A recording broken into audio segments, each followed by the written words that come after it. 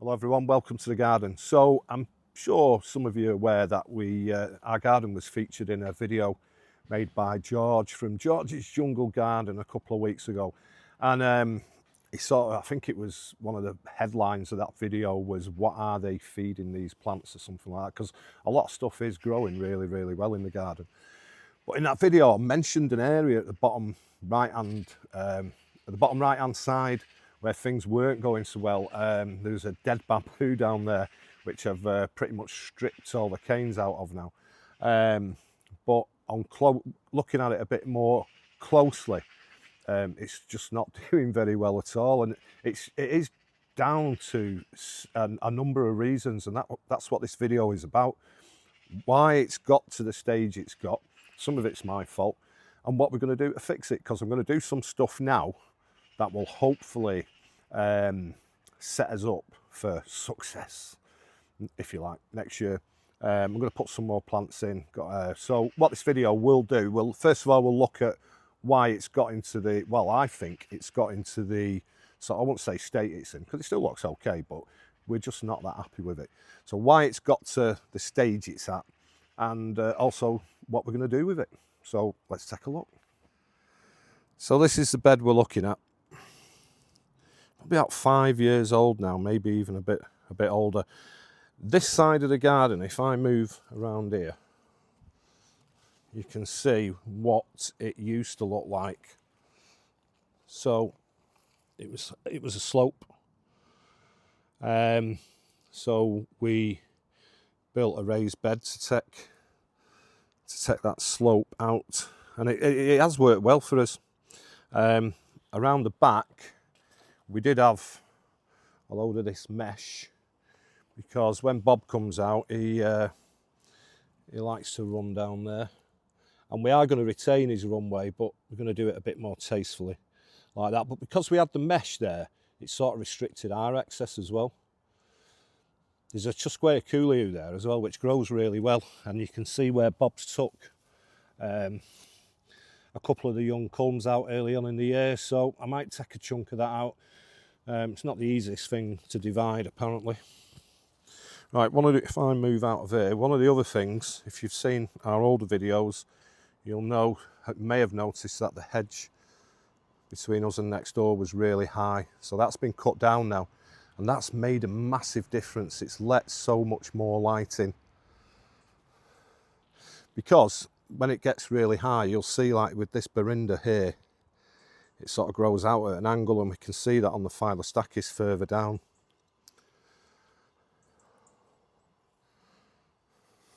Now on the face of it, this area, what we're going to look at and what we're going to deal with doesn't look that bad,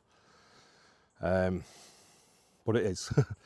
So it kind of starts here with this Berinda, 7, I forgot the number, I will put it in the notes. This is the one Berinda I can never remember the number of, but what this one has a habit of doing, and I mentioned it in an earlier video, is it aborts culms all the time. So I'm going to take a division off this. I might even do that next few days, and I'm going to try it elsewhere, because what that'll tell me is if it's this area that's causing the problem, or the plant. But beyond that, it's just really dry. Because it's raised up as well, it's sort of shrunk the compost, so that it needs a good top up, especially around the edge. And it's not too bad here. I have been kind of topping it up, and the reason I've been topping it up here is because blackbirds keep digging out the aspidistras that I keep planting, because aspidistras do grow well in this area, as you can see, and I'm going to put some more in. Another thing that alerted us just recently, you'll see them 2 stems there, that's Schlepper alpina. There was 3 of them, but one of them decided to give up last week, so we've had to cut that out. Another thing going on here is Aurelia elator, which is just going nuts. So I'm going to take some of this out as well. I mean, it looks amazing. Look at them leaves, and you can see the main plant right up there and flowering. It's just full of insects, flying insects up there, bees and all that sort of stuff. steroidal giant, which gets cut down every year. But yeah, I mean, there's some good stuff going on down here. You know, not everything's been a disaster. Berindus solidus, which is going to get a right good mulch. Probably one of the best podophyllum versipulae spotty dotties in our garden. Just retains a really nice colour down here. It's just really dry. Just needs a bit of work and a little bit more thought put into the planting. There's some Mahonia soft caress which can stay due to me digging about. Some of the Rodgersia Cree colossus has spread around a little bit, so I'm probably going to take some of them out and pot them up for elsewhere in the garden. I'm just going to pop round the back for the next section though, because we can't see everything from this side. It is nice having this area a little bit more open now. We've got the mesh fence down. I am going to put something in, but it'll just be a single sort of old bamboo cane across. That Phyllostachys is just looking amazing. And I can see it's running a little bit as well, but we'll deal with that another day. This sort of problems I'm facing. There's a fig, probably in the totally wrong place anyway. What else we got? So there's a better view of that aspidistra. They do grow well here. That is Phyllostachys aurea holochrysa. And you can see the trunk, if you like, and the young pups of Aurelia elator. But even even Persicaria won't grow here. Right. Got a loquat here as well. I planted this several years ago when the hedge behind us was a lot lower, and what's happened as the hedge has gone higher, the loquat's grown out at an angle, so it's currently being held in position by a roof rack strap. And then Semiundinaria fastuosa viridis, that's what's left of it, so that is going to come out. I've just supported some of these ferns. Yeah, there is a rheum there as well, but that's kind of come to the end. But if you just look at it, it's just been a bit neglected. It needs a right good mulch. Hopefully do better next year. Yeah, it's just looking a bit tired. I think it's just run out of steam. All the compost and manure that I've dug in a few years back, yeah, just needs a good replenishing. So I'm going to give it a right good raking over, see where we're at, and get some more plants in, and dig a lot more manure in. And these established plants like this loquat will have a good top dressing of manure, as will this Walichiana pine and the Rodgersia there, which the pace isn't looking so good, but we can deal with that. There is there as well Blechnum chilense. So I had mentioned in a previous video how poor they grow in deep shade. Right, it's time to get to work, I think.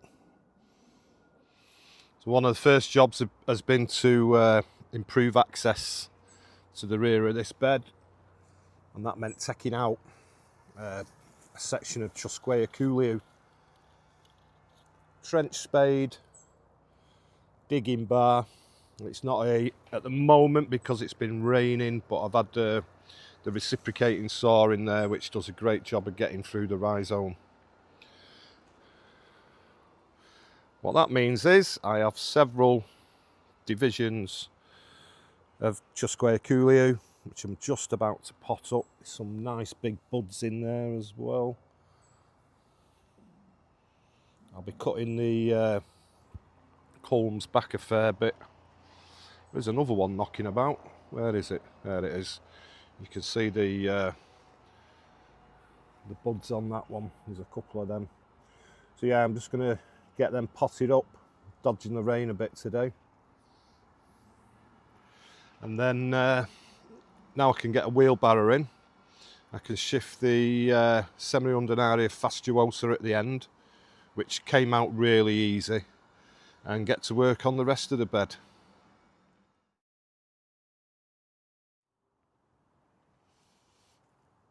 Sunday evening now, and it's turned into a nice evening. We've been dodging showers all day. I took that Chusquea Coolio out earlier this morning, well, around about lunchtime. Yeah, I've cleared all the rubbish out of this bed.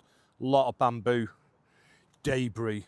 That's I had the leaf blower on it the other day, and what it revealed was a lot of big holes where I assume blackbirds have been digging around the base of some of the plants, especially that begonia torsa there and the mahonia. Well, they've all been filled in. This side of the bed wasn't really the bit I was worried about. It was kind of from this Phylostachys and beyond. So I have also took out about 3 runners off this Phylostachys bambozoides, castellonis. We'll take a look at one of them now because they've all been kind of nice sections that I've potted up.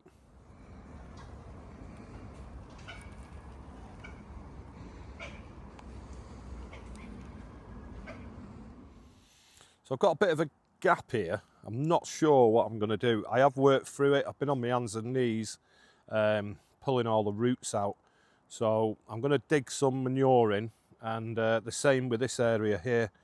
I think that part over there, I'm probably going to put something kind of temporary in, but I have got an idea of creating a more permanent planting here. So I've been on my hands and knees this evening and I've been pulling out all the roots. Now that big piece of root there I think is off Hubeii elator. It's not been out long and I'm going to pot it up in sections because Hubeii elator can be propagated the same way as you do tetrapanax from root cuttings. So yeah, I've got an idea for 3 plants in this area, more of a permanent planting. Actually, while I'm here, it's worth mentioning what I'm using. The bamboos, they'll have a big dump of manure very soon, but I'm using a commercial sort of bagged farmyard manure. This is Ambassador.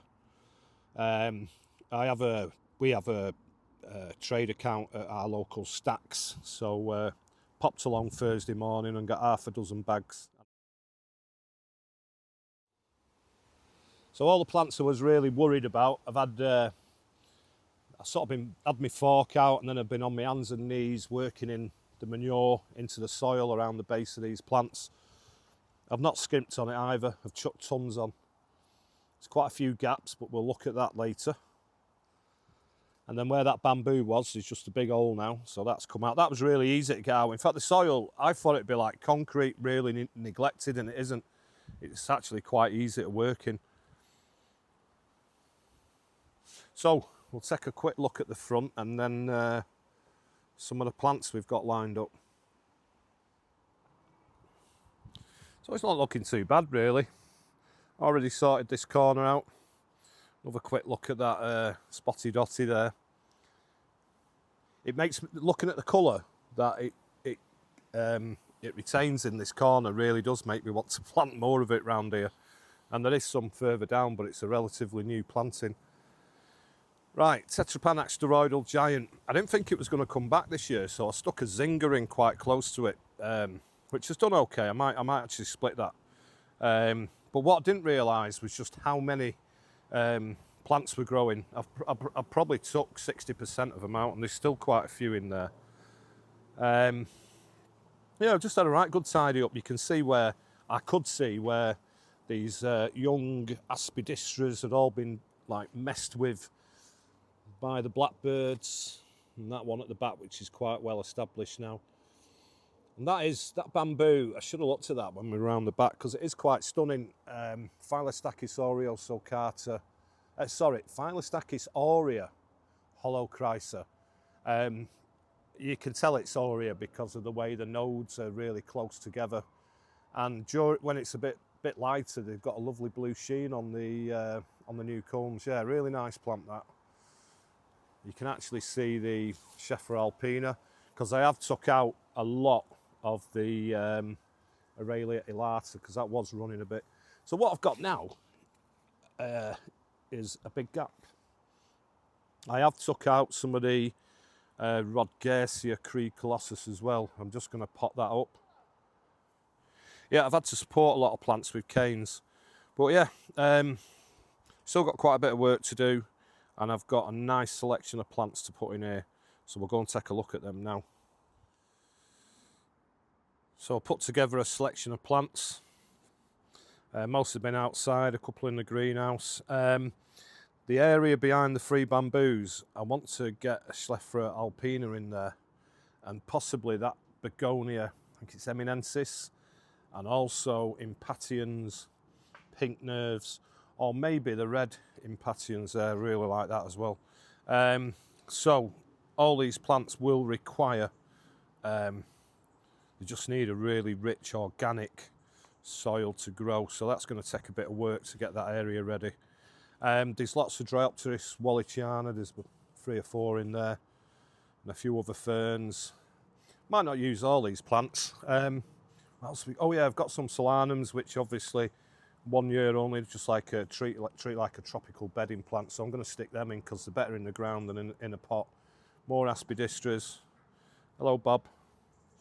Yeah, I'm going to get that big aspidistra in there. I've had it a while. It's been outside for a while as well, so that'll add a nice touch of evergreen. I have got one other plant which isn't here, which I'm just going to stick in. It's quite a big thing. Not hardy, so I'll only get 8-9 weeks out of it, but it's sat in a pot at the moment. I'd rather have it in the ground so it can spread its feet out and grow a bit more, and hopefully I can get a few cuttings off it ready for next year. But more on that one later. Well, it's Sunday the 7th of September now, and we had the last of our NGS open days yesterday, so it's time to take a look at how this bed ended up. We're finished now, so started this on 27th of August, so it's well over a week ago. So Bob's Drumway still exists, but instead of the black mesh, we've got some bamboo culms supported on steel rods, which are inside Phylostachys, old Phylostachys culms canes, because they're really hollow, so I can get the rod through. You can't do that on Berinda canes, which are along the top. So these act like bales on wickets, so I can see if Bob's been trying to cross through the bed. Yeah, just give it a really good tidy up. All sorted down this end with the Hubeii pine and the Rodgersia, all looking a lot better. It's just starting to rain, so I need to get a move on. The rather sorry looking semi-rundinaria bamboo has been replaced with this KR6441. What else have we done? Impatiens pink nerve there, which is one of the plants I picked up from Pan Global a few months ago. Dryopteris walichianas have gone in. I've still got another aspidistra to get in. And then we planted this area up as well. Took a lot of work, as you've probably seen earlier in this video. So that's Schleifera alpina mountain gem, that's the micro-propagated plant. And that Impatiens there, really nice looking plant, is pritzelii, Impatiens pritzelii, Hubeii Red. And then also put a begonia in there. I was going to plant some more begonias because I've got some claret jug. I think it's a bit late in the year, so I'm going to leave them for now. But I will get them planted at some point. What else? Oh yeah, I had a Fatsia camouflage knocking about in a pot, so I'll put that in there. But it seems to work really well. We'll take a look from the other side, because that is obviously the side that this bed is more commonly viewed from.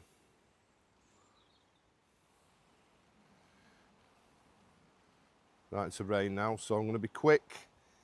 Yeah, there's the Schleifera area, which is nice. You just see it through these 2 bamboos, sort of frames that little plant in nicely. And then this area is a lot more open now. I've took out the Aurelia elator. Quite pleased with it. Still got a bit of work to do, but it's looking a whole lot better. Plants probably looking a bit happier. Tree daisy there, which I had knocking around in a pot, so I thought I'll stick it in the ground, just somewhere to put it really. That is I can't say it, Podocinium eminens or something like that. I'll put it in the description. Yep, all looking pretty good, I think. Really happy with it. And like I said earlier in the video, what I've done this week on this bed, hopefully we'll see the results of that next year. Right, I'm going in because it's raining. Hope you've enjoyed the video. Give it a like, subscribe and all that stuff. Leave a comment if you want to ask any questions or give an opinion, whatever. Right, I'm going in, it's pouring down. Cheerio.